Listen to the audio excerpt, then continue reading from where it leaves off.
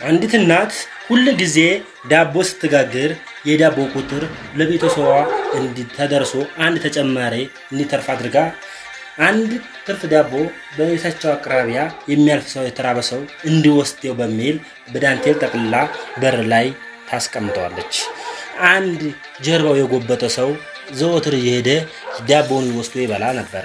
ለብዙ ወራት ያችን ሴት ማስቀመጧን ሰውየም ወስዶ መብላቱን የሚገርመው ነገር ያ ዳቦ የሚወስድ ሰው አንድም ቀን ምስጋና አቅርቦላት ስለማያውቅ ሴትየዋ ትበሳጭ ጀመረ።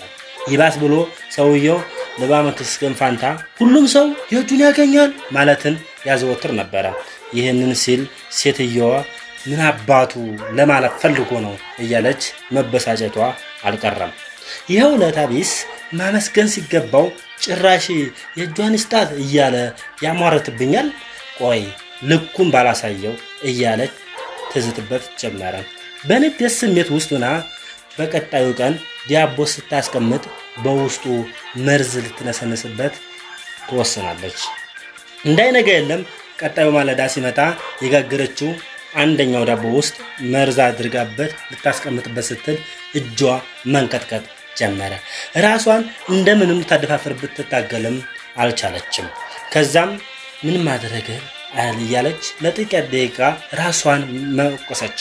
ወዳው ተጋገረቻቸው ዳቦዎች መካከል የራሷን ፈንታ አንስታ እንደተለመደው በዳንቴል አድርጋ በሩ ላይ አስቀመጠችው።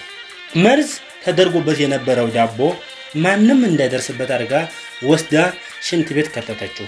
በዛም ዕለት የገዛውን ቁርሷን ለዛ ተመጧች ሰው ያስረከበች ጾሟን ግድ ሆነባት። እንደዛም ባዶ ሆዷን እንዳለች ዘወትር እንደምታደርገው ጸሎት ቤቷ ገብታ ለወንድ ልጇ አደረገች። ልጇ ወደ ጦር ሜዳ ግንባር ተዘመተ ረጅም ዘመን አስቆጥሯል። ፈጣሪም ልጇን በሕይወት ይመልስላት ዘንድ የእናቷ አንጀቷ ስፍስፍ ስተምን እያለቀሰች ጸለየች። የዛን ዕለት ያለ ወትሮ የቤቱን በር ተንኳኳ። እሷም ግር የተሰኘች ሄዳ ስትከፍተው ጦር ሜዳ የሄደው ልጇ በሩ ላይ ቆሟል። ስታየው በጣም ተደሰተች። እልልታዋም አቀለጠችው። ትከሻው ላይም ጠምጠምጥማ ደስታ እንባ እያለቀሰች አገላብጣ ስትስመው ቆየች። ልጇ በጣም ከስቶ ነበር። የጉንጯ አጥንት ፈቶ ሰውነቱ መንመኖ ሲታይ ምግብ ተቀመሰው ወር ያለፈው ይመስል ነበር። ቤት ገብቶ እራት ከተበላ በኋላ ስላሳለፈው ታሪክ ለእናቱ በተረካውም መሃል እንዲህ አለ። መቼም ተአምር ነው። ወደዚህ ከተማ በእግሬ እየመጣው ሳለ መንገድ ላይ አቅም አንሶኝ ወድቄ ነበር። ቦታው ምናልባት ከዚህ 6-7 ኪሎ ሜትር ቢርቅ ነው። አቅሜን ስገምተው እዚህ ቤት የሚያደርስ መስሎኝ ነበር። ነገር ግን ጥቂት ሲቀረኝ ራብ አዝለፍልፎ ጣረኝ። እንደውም ተጦርነት ተርፌ በረሃብ ስለመሞቴ እርግጠኛ ወደ መሆን ደርሼ ነበር።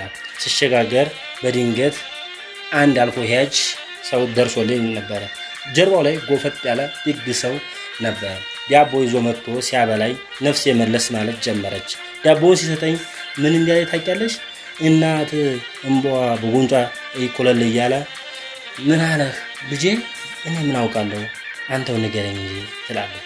ልጁም እንዲህ ሲል መለሰላት። በየቀኑ አንድ ዳቦ እየበላሁ ነው የምኖረው። አሁን እንደምታየው እጄ ላይ አንድ ዳቦ ነው ያለው።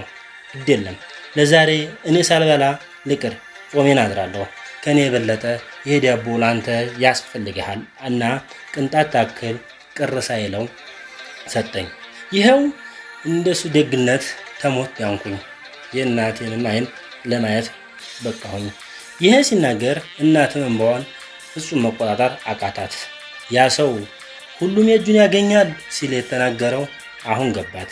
ይህኔ በንዴት ዳቦ ላይ መርዙን እንዲያደረገችበት ቢኖር ነበሮ የገዛ ልጇን በመርዝ ገላው ነበር።